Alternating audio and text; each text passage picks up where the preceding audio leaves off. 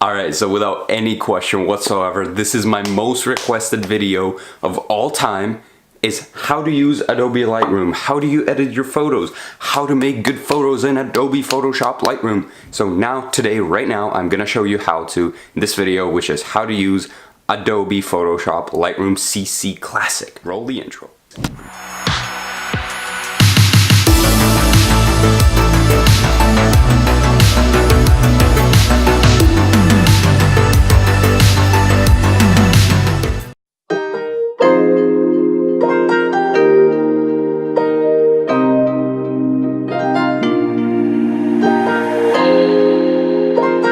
So let's get started with part one, which is going to be importing your footage into Lightroom so that you can start creating your magic.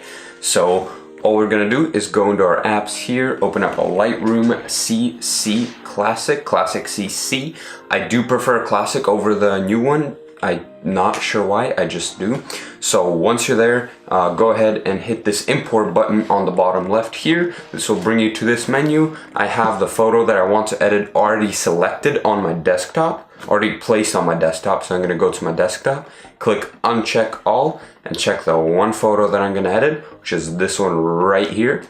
Click import. We're gonna import this photograph, and you're gonna be in the library window by default. So here you can select or deselect all your photographs, and you can do some quick minor adjustments on the side right here, but I don't actually recommend it because they're pretty crappy. You can't really see what you're doing, and for any real editing, we're gonna have to go to this develop module right here. So that's what you're gonna do, is you're gonna hit on the develop module, and boom! Don't be scared, don't be afraid. There's a lot of buttons, a lot of sliders, but we're gonna go through it all nice and slow, nice and simple, so that everybody can understand this. Okay, so now we're getting into part two of the video, which is gonna be the basics tab of Lightroom. Now, the basics tab is pretty self-explanatory, yet it's one of the most important parts of this program.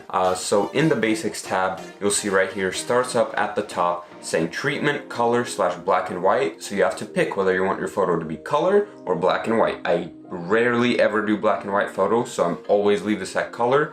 Profile, Adobe Color, usually don't mess with that. I don't like these presets that they have, so I just leave it at color.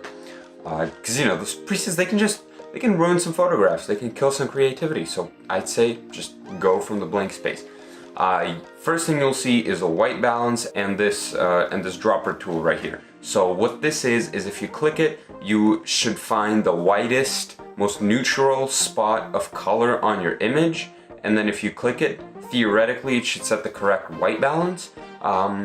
I don't usually mess with the white balance either, unless it's for creativity reasons where I make it warmer to feel warmer or colder to feel colder. But for this shot in particular, I'm just gonna hit auto, and yeah, I like that, maybe just a little bit colder. Again, not because it's accurate, but just out of personal preference, we're gonna make it a little colder. There we go. Give it a little bit more of that dramatic feel. So that looks good. Moving on to the tone. Now, a really, really good tip when you're working with your tone, you just hit the auto button. Boom. You hit the auto button, it sets your tones. Usually what it does is it brings down the highlights, shoots up the shadows to even out the light a little bit. Sometimes adds a little bit of contrast. In my case, it for some reason took it away. That's the first time it's done that to me. But that's just a good place to start working with your photograph because it kind of evens out all the tones in the photo. So then you just kind of go on these sliders. I'm not going to spend too much time here just because they're really self-explanatory. Highlights, shadows, whites, blacks, contrast, exposure. I'm sure you can figure it out. I'm just going to tweak it a little more to my liking, which is bring down the shadows a little, add some contrast to this photo. Yeah, definitely keep those highlights down. Actually, I'm going to bring the shadows up just that much. Bring up the black. Bring up the blacks just a little bit, and definitely bring down the whites. Whew. Can you see how much better that's looking? Quick tip is if you hit Y on your keyboard, you will be able to see the before and after of what you're currently editing and what you started with. So as you can see, we already actually have a pretty decent difference. So hit Y again to exit out of that window, and then the last part of the basics tab is the presence. I'm not sure how to pronounce that, but it's clarity, dehaze, vibrance, and saturation. Out of these sliders, you really only need to mess with clarity, and I wouldn't touch vibrance and saturation too much just because we're gonna dive much deeper into that when we're going to the color section. So yeah, I usually like to add a little bit of clarity. Keep in mind, if you're shooting people, if this is a portrait that you're editing, then you definitely don't want to go too far with the clarity because it really makes the skin look really rough. Perhaps even decrease it a little. If the person doesn't have buttery smooth skin, it'll make them look just a little bit, just this much better. But since there's no people, all we have is metallic objects in this and these feathers right here. It's gonna look so good if we add some clarity. Now watch this. So let's say if we took away clarity, it'll look like that, and if we just blast this slider, boom, look at how poppy that looks. So obviously that's too much. We've gotten a little crazy. So we're gonna just bring it down and keep it right around 75. There we go. Maybe that's just a little rough. Let's go to 70, yeah. I like the way that looks. So, and that's it for the basics panel. Okay, now we're moving on to part 3, which is gonna be the tone curve, the kind of make or break part of editing your photo. And this is exactly where you'll see the biggest difference between people that know how to use Lightroom and between complete beginners that have no idea on what they're doing, is they mess up the tone curve, and professionals really study this. They know how to use this properly. So this is where we're gonna get into a little bit, but not too much, just because I can make a whole separate video on the tone curve because there's so much you can do with this. It can beat every other feature in this platform. So what I usually like to do with pictures like this one is take this very bottom point right here, just drag it up right around here about mid box. See this first box right here, right about the middle, and then I take it around here and then I just drag it down a little bit to give it a more dramatic feel, to kind of give those shadows a matte look. So then I like to even this out just a little bit, and sometimes I drag the top down just a little because you can see the spike right here of the highlights. So watch what happens when I turn off the tone curve. By the way, another quick tip right here is if you flip these little switches, you'll completely turn off that panel, anything you did in that panel. So as you can see when I switch it off, especially look at this part of my image. So watch what happens when I turn on the adjustments I did in the tone curve. Boom! See how matte and grayish they got? Now I know some people would really dislike this look, but I absolutely love it. It flattens out my image, it gives it a more professional feel, because I definitely don't want it to look like I just blasted the saturation bar and uploaded it, because that's just not the look I'm going for. Just not killing that. So moving on to part 4, which is going to be your HSL/color tab. Another make or break of your image. I think it's less relevant in things like portraits, but it's super important if you're photographing nature or landscapes, buildings, or microphones for thumbnails. You can do a lot of things with the colors. The more colors, the crazier you can get with this. So this again can be a little intimidating considering how many sliders there are, but it's actually really simple. Hue. So hue, I'm gonna try to explain this. Hue of reds. For example, if we look at this completely red wire right here, we're gonna take the hue slider, slide it all the way to the side. See what happened to it? You got this really weird color. You definitely don't want to do this if you have skin tones. If we slide it all the way to the other end, it got kind of a nasty orange. So in case your camera did a bad job setting up the colors, you can just kind of mess with this until you like where it goes. Now, for my case, I think in the middle it's a little too orange. I want this to be nice and dramatic, like boom, boom, punch the people in the face who see this thumbnail so that they click on the video. So I'm just gonna go a little bit this way, and oh, look at that red. Look at that red. So moving on to orange. There's not very many oranges in this photo, so I'm just gonna leave the orange slider be. Yellows, again, not very many. Greens, there's just a little bit of greens right here, but I don't think we can change. Yeah, we can't change very much about those just because there's not very many. Now the blues. Look at the background in this image, my computer monitor. It's all blues. So what we're gonna do here is check the aquas, and all I'm gonna do is slide it all the way to one side, all the way to the other side, and pick something in the middle that I like. I definitely don't like it this way, it's too green, so I'm gonna slide it a little bit over this way, maybe around plus 30, and then I'm gonna take the blues and again do the same thing, go all the way to the left, all the way to the right, see what I like. I don't like either, so I'm gonna keep it pretty neutral just maybe a little bit towards the purple. Right there, about plus $19, pretty good. Purples, not gonna mess with those. Magenta, same. Saturation, so now you're getting, now this is why I didn't want you to mess with the saturation tabs up in the basics, because we're just gonna make your image nice, yummy right here with these saturation sliders. So you're gonna take, I'm gonna take the red saturation, saturate that red up, because I got, again, this really popping cable over here that I want to express, because I love how the Rode microphones have the red cables. Just looks so good. I'm gonna take that red and give it about an 87. Oranges, not very many, not gonna mess with that. Yellows, not gonna mess with that. Greens, again, there's not very many greens, but they are here, and I do want them to be noticed. So actually, I'm gonna go all the way up this way, and not much has changed, but still, just a little bit. That's all right. Now we're gonna go over to the aquas. Not gonna touch the aquas. The blues, however, we're gonna add some saturation to this bad boy, because this is crazy. Don't do this. Don't ever drag saturation to the max. That's the, if you could ever mess up any slider, saturation and clarity would be the worst ones after exposure to mess up. So just take it easy. This is what it was. This is what I'm gonna, this is what I'm gonna make it right here, plus 30. That image is already kind of popping, kind of looks good. So we're gonna move on to luminance, and that is how bright or dark the colors are. So for example, this cable, if we take the red, again, because this is pure red, if we drag the luminance all the way up, comes like that, all the way down, comes like that. So it's literally how illuminated the color is. Now I want this to be popping again. I want this red cable to really be expressed hard in this image, so I'm just gonna keep pushing it, and we're gonna, well, illuminate it up so that it takes more of your attention.